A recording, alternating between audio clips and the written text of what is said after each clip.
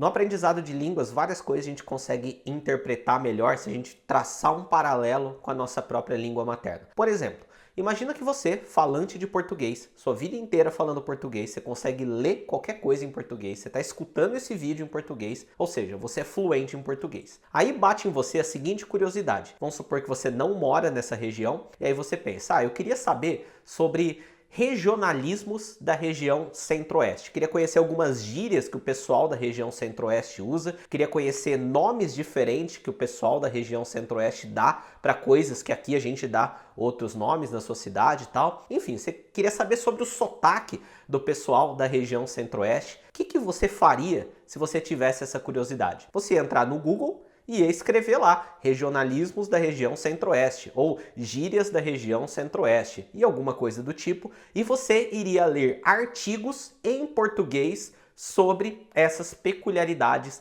da região centro-oeste. Entendeu esse exemplo? Bem claro, você faria isso, e se você já teve alguma curiosidade desse tipo, qualquer coisa relacionada a gíria, regionalismo, sotaque, você faz essa pesquisa em português mesmo. Agora, vamos para o aprendizado de japonês. Se você tem a curiosidade de saber, por exemplo, eu queria aprender o Kansai Ben, que é o dialeto da região de Kansai. Eu queria saber gírias e alguns palavrões de determinada região. Eu queria saber essas peculiaridades assim e tal. Queria saber que japonês que o pessoal da Yakuza fala algumas palavras específicas assim. O que você faz? Você entra no Google em japonês e faz essa busca. Você procura, por exemplo, lá Nihongo no Waruguchi, que é palavrões em japonês. Ou você entra lá e procura por Kansai Ben. E você vê artigos em japonês que ensina esse tipo de coisa. Onomatopeia. Quero aprender um monte de onomatopeia, quero estudar sobre onomatopeia. O que você faz? Você entra no Google e procura lá em japonês por onomatopeias. Mas eu não tenho nível ainda para ler websites que ensina esse tipo de coisa. Agora nós encontramos a raiz de um problema aí. Se você está tendo esse tipo de curiosidade e você está procurando esse tipo de coisa, você está sugerindo, Luiz, faz vídeo falando sobre dialeto, né? Se você está questionando esse tipo de coisa e você ainda não tem esse nível de japonês para fazer esse tipo de pesquisa, não que é errado ter curiosidade, não que é errado você querer saber esse tipo de coisa. É super apoiado a gente ter curiosidade e querer saber tudo que a gente queira saber, vai atrás e encontra. Mas pode ser que você está tendo um desvio de foco dos seus estudos a partir do momento que, ao invés de você se dedicar a aprender as coisas essenciais, você aprender aquele vocabulário básico, aquele vocabulário que é utilizado para explicar esse tipo de conceitozinho nos sites em japonês. A hora que você tira o seu foco disso para ir nessas peculiaridades,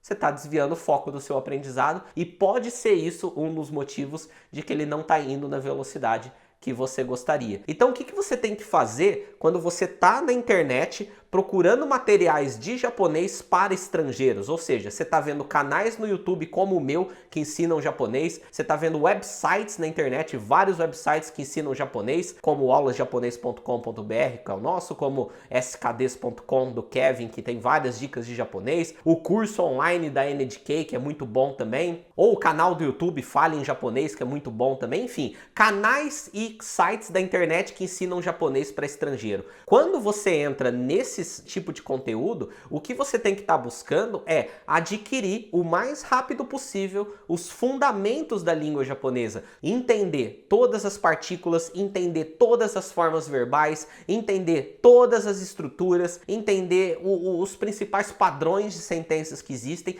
e adquirir aquele vocabulário essencial justamente para aí quando você souber um pouco mais de japonês, você usar esse japonês para sanar todas as suas curiosidades de coisas que são muito específicas, coisas que quem não sabe a língua nem precisa saber. E se alguém chegar e te explicar aquilo lá sem você saber a língua, não vai fazer a diferença nenhuma para você. Por exemplo, o que adianta chegar para você e te passar uma lista de 10 gírias em japonês? Não vai fazer a menor diferença se você não conhece as bases da língua japonesa. Se você não sabe falar japonês sem gíria, de nada adianta você aprender algumas gírias. Agora, se você sabe japonês sem gírias, você consegue realizar uma pesquisa na internet para aprender gírias em japonês diretamente. Ou então, se você sabe japonês sem gírias, você consegue assistir e ler coisas em japonês, de modo que você vai acabar naturalmente deduzindo as gírias que aparecem lá, e o mesmo vale para regionalismo, o mesmo vale para dialeto